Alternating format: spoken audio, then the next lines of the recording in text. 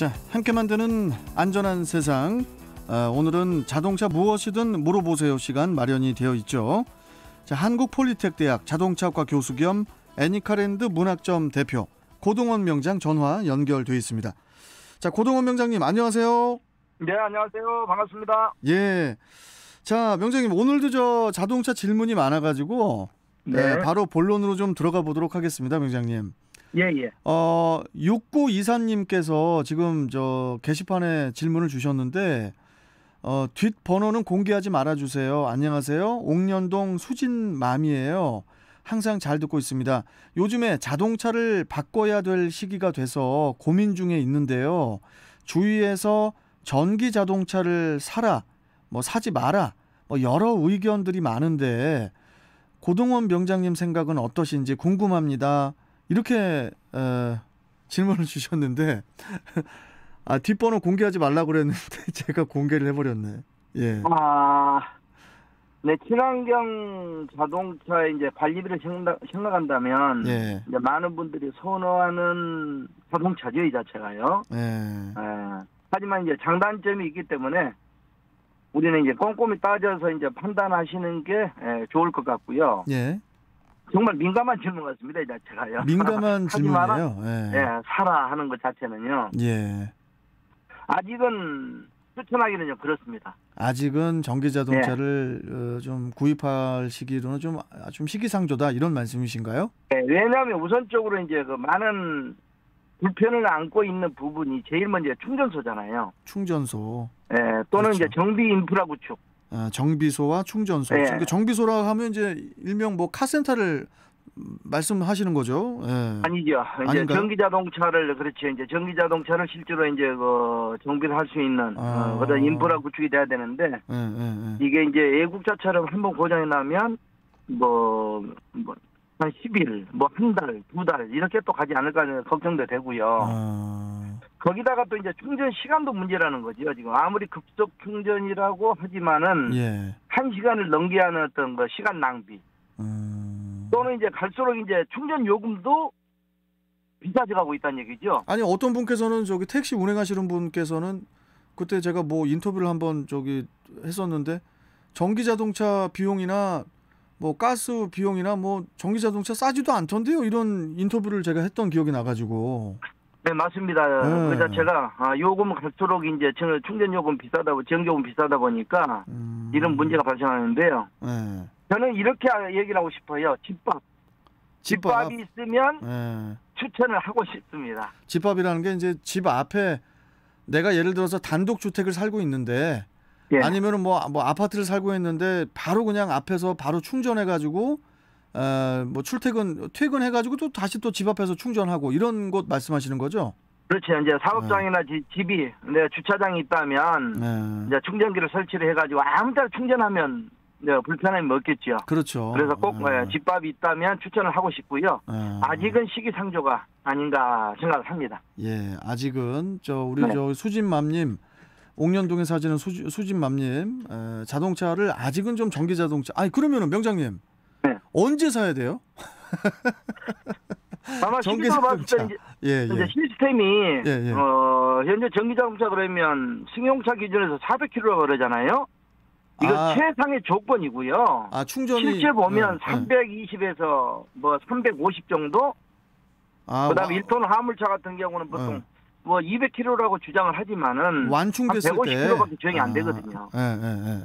그래서 이 시스템이 어느 정도 이제 버전이 된다면 한 2, 3년 후면 완벽히 갖추지 않을까 생각을 하고 있습니다. 2, 3년 후면은 그러면은 전기 자동차를 구입해도 되지 않을까 근데 이제 인프라가 구축이 다 돼야 될 거 아닙니까? 당연히 하겠죠. 정부 기관에서 그게요. 이렇게 일반 주유소에도 좀 이렇게 좀 전기 충전하는 게 하나 두 개가 아니라 한 여러 개 좀 설치가 될 수 있는 그런 좀 충전소가 좀 많아야 좀 바로바로 또 충전도 하고 또 집 앞에 충전이 시설이 돼 있으면 아까 명장님 말씀처럼 이제 집밥처럼 이용할 수 있으면 더 좋은 거고. 알겠습니다. 예, 맞습니다. 예. 자, 아무튼 수진맘님 한 3년, 4년 있다 사셔야 될 것 같은데요. 전기 자동차. 그런 생각이 들고요.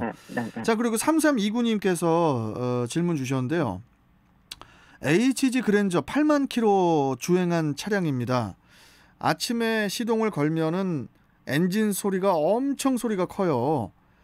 계기판 왼쪽에 그 RPM이라 그러나요?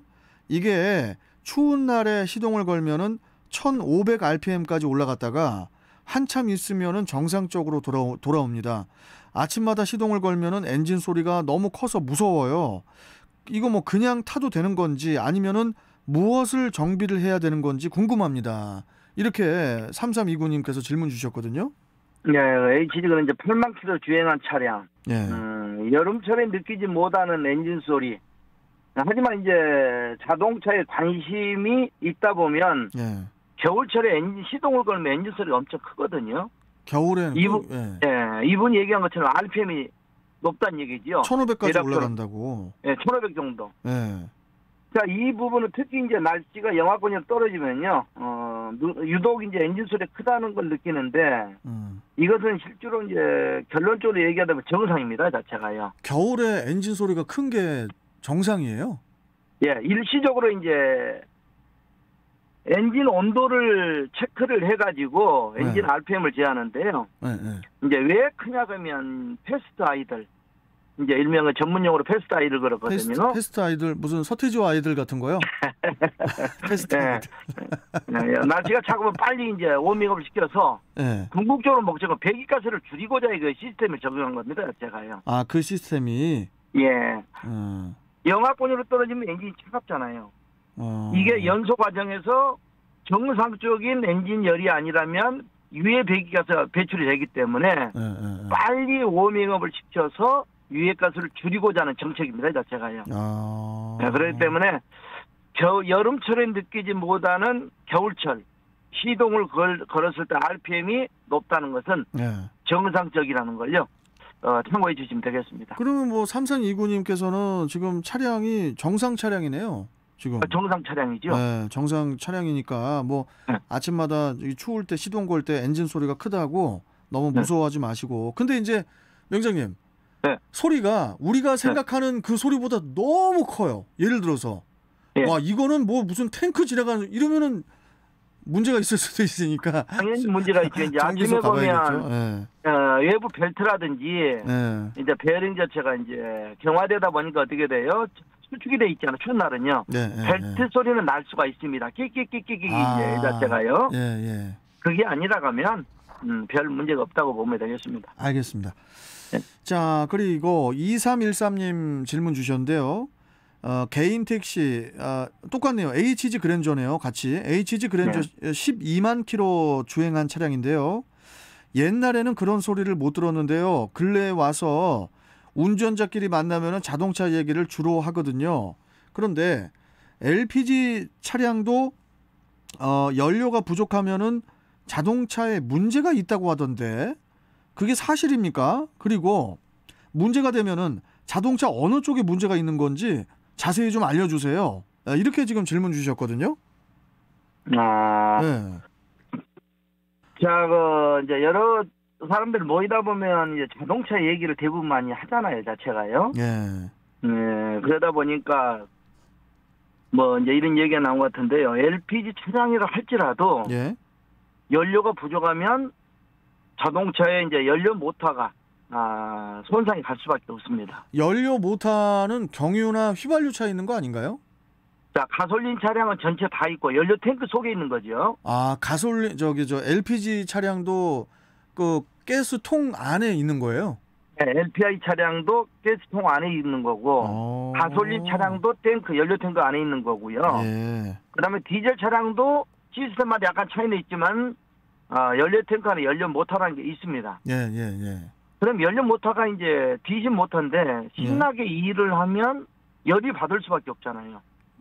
근데 그때 연료가 없이 계속 말씀해 주시죠. 연료가 없으면 모터가 열을 받을 수밖에 없는데 그렇죠. 이 모터의 열을 연료가 식혀줘야 돼요. 그렇죠. 그러다 보니까 연료가 없으면 어떻게 돼요? 자동적으로 연료 모터에 냉각을 시키지 못하다 보니까 손상이 갈 수 있다는 거죠. 그러면 LPG 차량도 연료가 부족하면은 자동차에 문제가 생길 수 있다라는 게 맞는 얘기네요. 예, 맞습니다. 그래서 어떤 차량이든 네. 연료는 게이지상 3분의 1 이하로 떨어지면 안 된다는 거 꼭 좀 기억 좀 해주셨으면 좋겠습니다. 보통 이제 LPG 차량 같은 경우에는 뭐 이게 가스 충전소 같은 데 가면은 보통 거의 다 가득 채우시잖아요. 네, 예. 예, 그렇기 때문에 그나마 좀 다행인데, 근데 이제 뭐 경유 차량이나 휘발유 차량 같은 경우에는 소량 뭐 10,000원, 20,000원어치 넣고 다니시는 분들도 간혹 계시거든요. 그래서 대부분 운전자들이 연료 게이지상 연료 이제 잔량 경고등이 점등될 때 주의를 하신 분들이 많거든요. 그렇죠. 네, 이유를 들어보면 연료 많이 넣고 다니면 연비가 안 좋아. 저도 그런 얘기 많이 들어봤거든요. 옛날 기계식 방식이 해당되는 거고요. 지금은 그렇지 않습니다. 연료를 적게 넣고 다니면 오히려 차량에 문제가 생긴다. 그렇게 생각을 바꾸시면 될 것 같습니다. 알겠습니다. 저 마지막 질문 좀 빨리 가겠습니다, 명장님. 네, 예. 4532님께서 2015년식 아반떼 85,000km 주행한 차량인데요. 주행할 때는 전혀 소리 없이 잘 가는데 핸들만 꺾으면은 이거 뭐 뼈가 부스러지는 소리가 나요. 아침에 운동하면은 뚝뚝 소리 나듯이 우회전할 때만 뼈 꺾이는 소리가 나는데 차가 주저앉을 것 같습니다. 이거 웃으면 안 되는데 불안해서 집에다 세워놓았는데 무시하고 타도 되는 걸까요? 뼈가 꺾이는 소리가 난대요, 병장님. 간단하게 30초 안에만 좀 말씀해 주시죠. 네, 자동차에 뒷짐보다는 소리가 난다면 그때 운전자 긴장할 수밖에 없잖아요. 근데 이분 질문하신 분이 표현이 더 웃겨요. 자동차에서 뼈다귀 부서지는 소리가 난다는 거. 이게 뭐죠? 근데 이 운전자 같은 경우 직진할 때는 소리가 나지 않고 핸들을 완전히 꺾었을 때. 핸들 꺾을 때.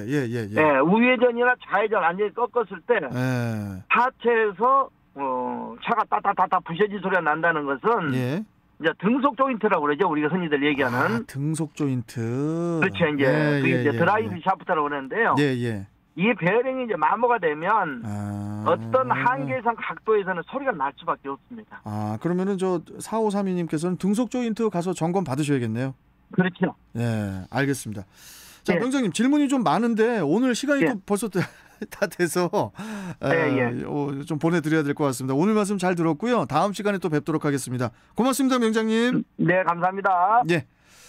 자, 한국폴리텍대학 자동차과 교수 겸 애니카랜드 문학점 대표 고동원 자동차 명장이었고요.